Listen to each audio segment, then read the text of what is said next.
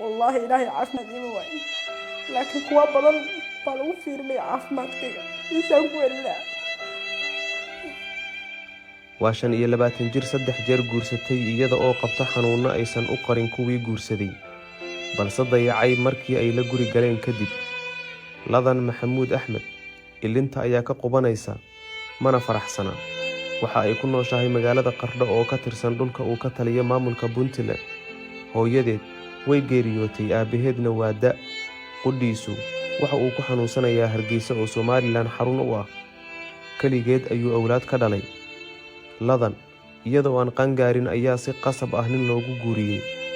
maadaama aysan gaarin lahaynna garaadkii guri dhaqidda iyo in wax laga dayo toona isfaham waagii halkaas ka dhashay ayaa bilow u noqday nolol mugdi ah oo xitaa gaarsiisay in jirkeeda dhaawacyo loo geysto waa sida ay ii sheegtay xanuunada ay qabto oo sababay in 3 jeer la soo furo oo ninkii guursadana uu ka cararo iyo daryeelka hadda ay uga baahan tahay Soomaalida adigu aad ku jirto ayay inooga sheekaynaysaa ka raali ahaada haddii ilinta ka qubanaysa ee bedesho dareenkiina Soomaaliyeed oo in badan waligeed aan hor fariisan kaamiro laakiin maanta danta iyo duruufta jirta awgood ay qabsatay inay soo fariisato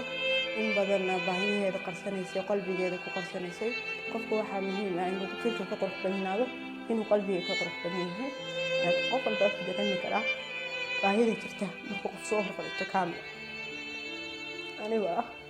waxaan ahay gabar sanadka 5 aniga waxa kula jirta hooyadii Allah iga qaaday aabahay isaga xanuunsan wuxuu doonaya Somalilantaas kaligeed awlaad iga dhalay family aniga maanta intuu biniyan ma jiro ama wax taraya markaan xanuunsan tahay ama muweysanta ama bantahay waxa kaliya kula wadaaga dhibkaaga oo qofka damqanaya ama jirkaaga runtii in qalbiga jirka laga qurux badnaado wax wanaagsan in qalbiga laga qurux badan yahay aniga maanta waxa la noolaa sokor waxa la noolaa dhiikar waxa la noolaa neerfe waxaan aan qofta kaliya maalin 3 dhacda ilaa ilaahay intuu qoray maana alxamdulillah dunida waa ku samaysanahay imtixaanka ilaahay uu keenay ilaahay caafimaad iima waayo wallahi ilaahay caafimaad iima waayo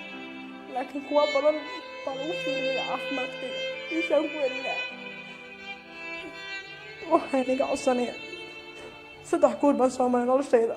mid walba waxa uu bandhigay xaaladda ku jiro mid walba uu soo dhaweeyay intuu ay guursan way ugu yiraahday laakiin maalinta noloshayda gudaha u galay waxay igu noqotay noloshayda caqabad markaan sugay farxad markaan sugay garab istaag 12 sano noloshayda kamid maanta 12 sano ilaa ay maanta noloshayda farxad ma arag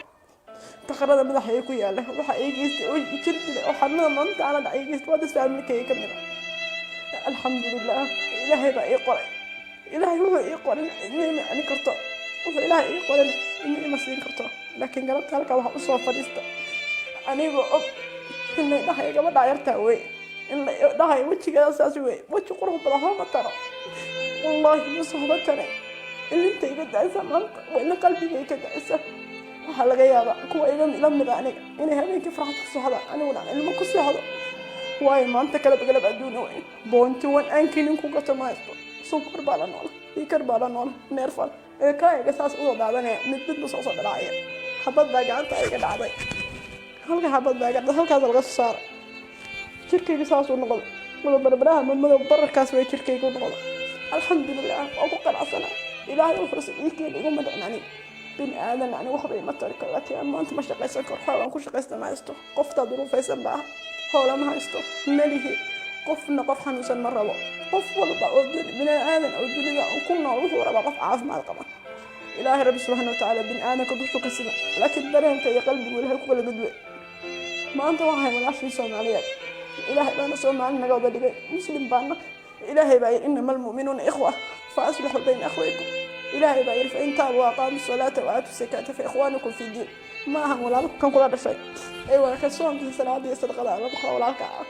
ما أنتم حنا ولا لي وكلمة أشهد أن لا إله إلا الله وأشهد أن محمد رسول الله وهاي نيجا عصنية إلهي درتي بوجه الله قبيل نيجا عصنية وصل معنا نمو إلهي درتي وهاي نيجا عصنية ما أنت إنا قرب ولا نمو يبفي رسالة ما دام أنتم ممكن ولا نبتشرون وغير كبرنا إن إلهي رب سبحانه والباوث بعصر لي qof walba dunida uu ka tagay iyadoo buuxda oo sax u buuxda maanta awlaad ma haysto aan ku indho kusho xanuunkaas qof walba iga reebay maanta gabadh yar oo shay laad ka taa laakiin maanta qof walba uu isoo hanqal taagay quruxdeeda markuu arko laakiin qof dareemi kara qalbigayga ma jiro waxa ku jira marka insha Allah qof walba ilaahay oo qulubtiisa qof walba qalbigiisa ilaahay wuxuu ku jira uu rumeeyo ani marka waxaan rabaa inaan walaaltinimada murugada ay la qaybsataan maadaama aan qof dhiikar iyo sunkar la nool oo stress aan u baahnay haddana stress aan noolahay waxaan iga rabaa garab waxaan iga rabaa walaalnimo waxaan iga rabaa islaamnimo inaad ilaahay darto wax iigu qabataan biwajhina waayo maanta waxa ay qabataan u baahan idinkuna birka maalin baahidaysan idinka u baahan qof walba maanta wuxuu baxsado unbaa meel u yaala waayo dunidayda ayaamo iska kooban oo ayaama macduudaad qofna uusan adduunkan uusan ku waaray haddii qof ku waaray nabi maxamed baa lagu innaka mayitun wa innahum mayitun dareen marka waxaa bereenta maanta gabar walaashaaya oo ilmeynaysa oo adduunka kugula nool oo magaca soomaalinimo iyo islaamnimo kugula wadata ya maanta waa garanaya dad badan baa waxay dhahayaan nabi maxamed facebook waxaa soo fadhiistay social media laakiin dhibaatada ihaysta ma dareemi karaan ani unbaa dareemi karaa waxaa dakhal wajigaya ku yaala waa jidinin 12 jir la igu siiyey igu geystay maanta awood ima sheegan karo waa iga awood badan marka bilasxaan ilaahay dartii waxaan dhakhtar ku tago iigeeya dhakhtar meel iigeeya intaas badad islaama oo mucaawinaada oo muxsiniinaad tiin dhaxdirka islaamkaas xoolo baxa أنا أنت سأني قاعد بفضل قف قلبي جيسة كم ترجم كرو مركز داو أنت مركز بروجي سنت هالدنيا ولا مركز بروجي سنت وأكون كلية لكن مركز قصلي سو قف والبا وكل قصلية ولا كل دول عطيني لكن مجرو لكن مركز أويني قف أويني ما أنت مصاب ما أودي كرسو سكرتي ويك عسى وحاسك بحين ما أودي كمان على نور ما هقف أهل مكلا نور إلى هجرتي ولا نور كلاس بيامانك ما أودي كر مركب ولا عليه بفضل إلهي درتي وهكذا إني مرة وما أنت والله هو بدل بعد رجل هلا عاوي أنا ورياش وجيتني تيفي أنا نبكي قرصني لكن وقرصني وهي حقيقة مركب إلهي درتي بوجه الله وهي وقبت بوجه الله يمكن أنا مرة يقرر هذين قبل يقول هذين الصومال النبي إلهي درتي بانتو حين يقرر إن شاء الله جزاك الله.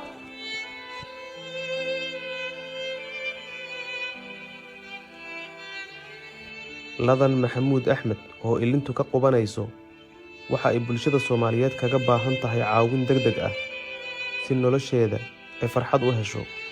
maadaama ay noo sheegtay in sidii ay u qaangaartay aysan helin wax farxad ah.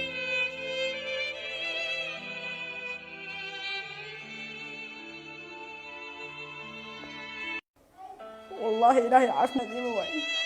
لكن كوا بدل بالو فيرلي عافمادكيga إنسان كويلا waa 25 jir 3 jeer guursatay iyada oo qabta xanuuno aysan u qarin kuwii guursaday balse dayacay markii ay la guri galeen kadib.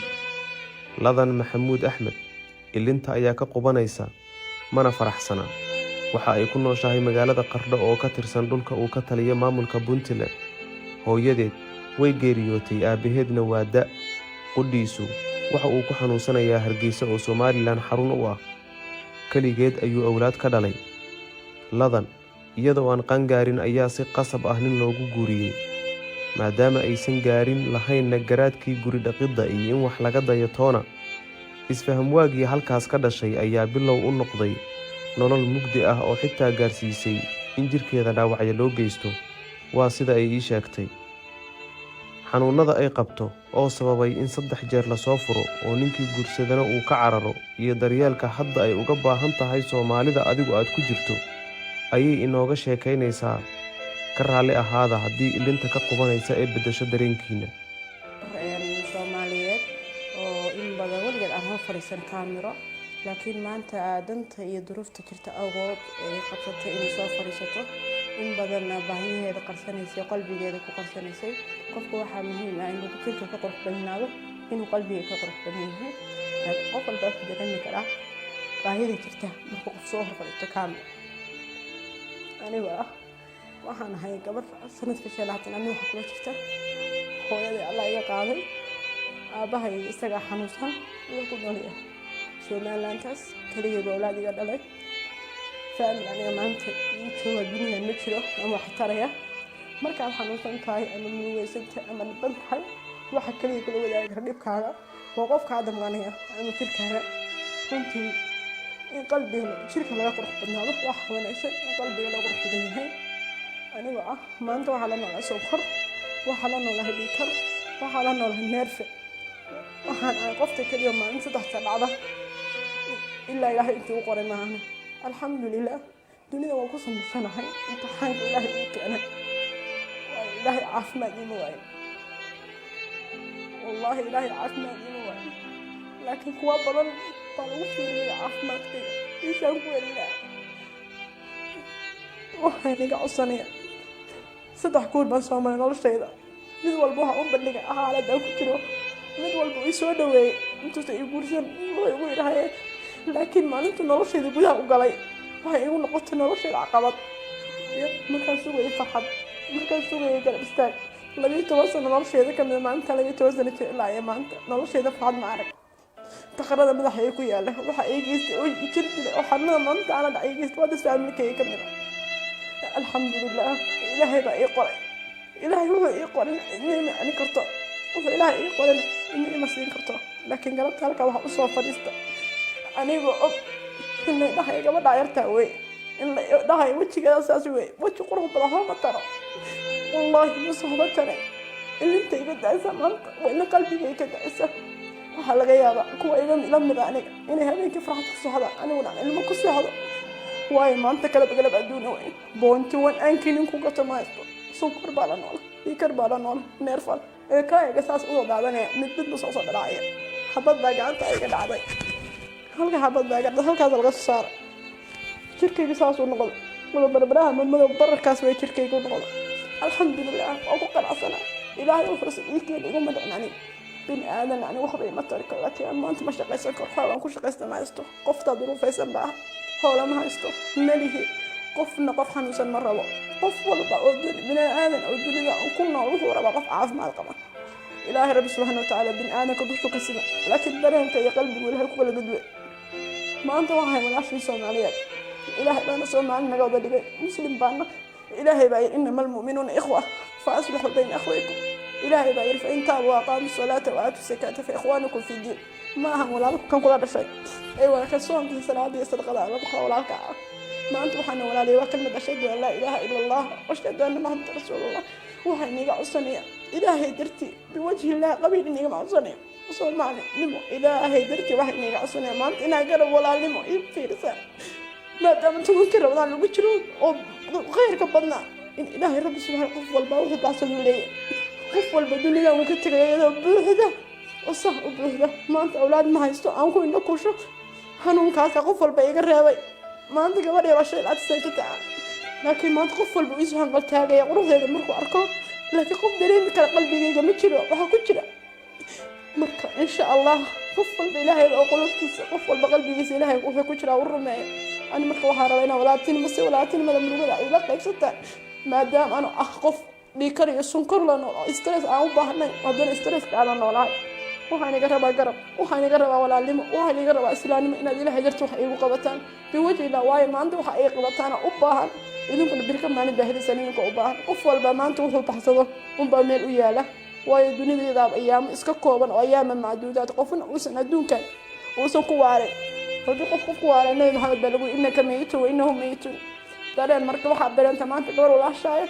oo ilmeynaysa oo adduunka ku kula nool oo magaca Soomaalinimo iyo Islaamnimo ku kula wadata ya maanta waa garanaya dad badan waxa dhaaya madax Maxamed Facebook waxa soo bartay social media laakiin dhibaatada ay ma dareemi karaan ani uma dareemi kara waxa dakhal wajigay ku yaala waa jidnin dhabiito jir igu sii igu geystay maanta wajii ma sheegan karo iga awood badan marka bilasxaan ilaahay dartii waxaan dhakhtar ku tago iibgeeya dhakhtar meel iibgeeya intaas badad islaama oo mucaawinaada oo muxsiniinaad tii xididka islaamkaas xoolo baxa aniga intaas aniga cusubnay bifadlan qof qalbigiisa kama turjumi karo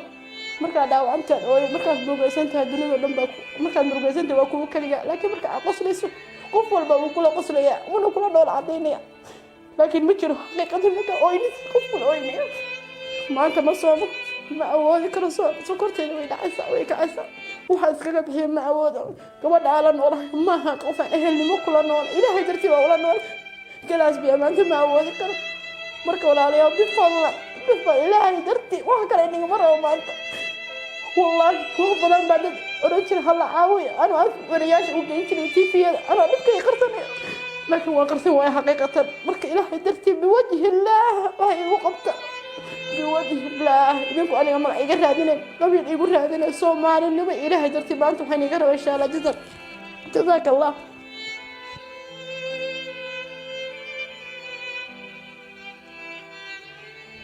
ladan maxamuud axmed oo ilintu ka qubanayso